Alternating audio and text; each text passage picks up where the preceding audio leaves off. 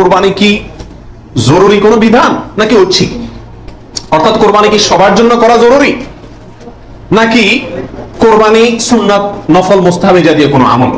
তো এই বিষয়ে বলবো যে এই ক্ষেত্রে ওলামায়ে কেরামের দুটি প্রসিদ্ধ মত আছে।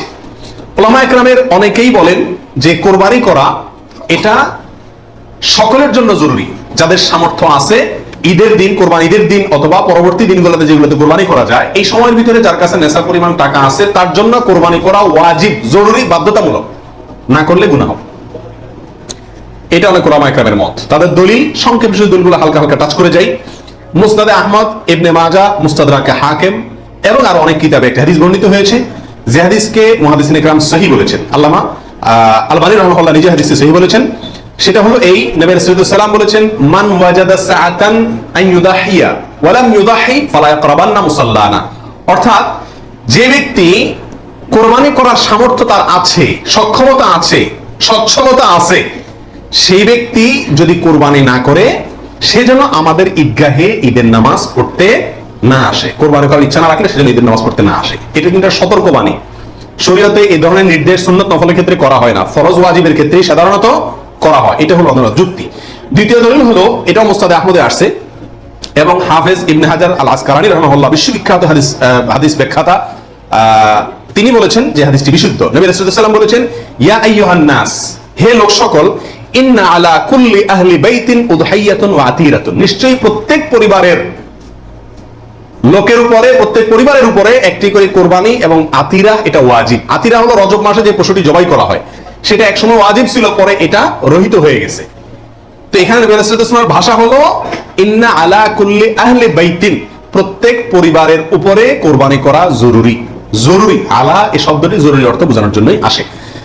এটিও বিশুদ্ধ হাদিস। তাহলে আর অনেকগুলো হাদিস আছে এই জাতীয়, যে হাদিসগুলোর আলোকে ওলামায়ে কেরামের একটা অংশ বলেন যে এই কোরবানি ওয়াজিব। ইমাম আযম আবু হানিফা রাহিমাহুল্লাহর মত এটা। এর বিপরীতে অনেক ওলামায়ে কেরাম বলেন কোরবানি করা ওয়াজিব নয়, এটা সুন্নাতে মুআক্কাদা। সুন্নাতে মুআক্কাদা মানে কি? সুন্নাত কিন্তু খুবই গুরুত্বপূর্ণ সুন্নাত, বিনা কারণে এটা ছাড়া মাকরুহ, অপছন্দনীয়, ভালো কাজ নয়। সুন্নাতে মুআক্কাদা এবং ওয়াজিবের সাথে খুব বেশি তারতম্য নাই, কাছাকাছি গুরুত্বের বিচারে প্রায়। সাহাবীদের ভিতরে অনেক প্রসিদ্ধ সাহাবী তারা কোরবানি করতেন না, ওয়াজিব মনে করবে মানুষ এই ভয়, এরকম কোন কোন বর্ণনা পাওয়া যায়। তারপরে কোন কোন বর্ণনা যারা বলে এটাকে সুন্নাতু আবিকুম ইব্রাহিম এই জাতীয় শব্দ ব্যবহার করেছেন।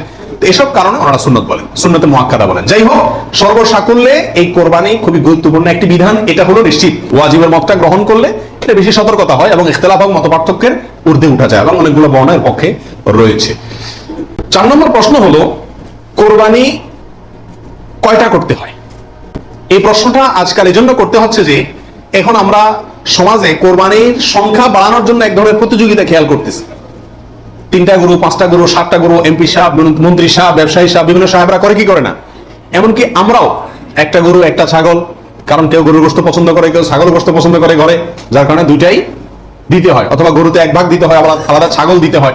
এই যে কোরবানির সংখ্যা বাড়ানোর একটা প্রবণতা আছে, আসলে ইসলামী শরিয়া কি বলে?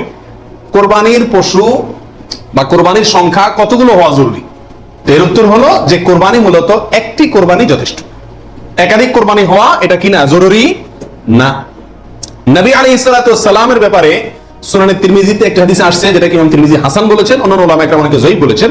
কিন্তু যঈফ বললেও ওই একই বিষয়ে আরো বিভিন্ন হাদিস আছে। সর্বসাকুল্যে উলামায়ে কেরামের বিষয়টা প্রমাণিত। সেটা হলো যে নবী আলাইহিস সালাতু ওয়াস সালাম 10 বছর মদিনাতে বসবাস করেছেন হিজরতের পরে, এবং এই 10 বছরের প্রতি বছর তিনি কোরবানি করেছেন।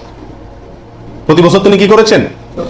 এবং 2টি হৃষ্টপুষ্ট ভেড়া তিনি কোরবানি করেছেন। 2টি করেছেন।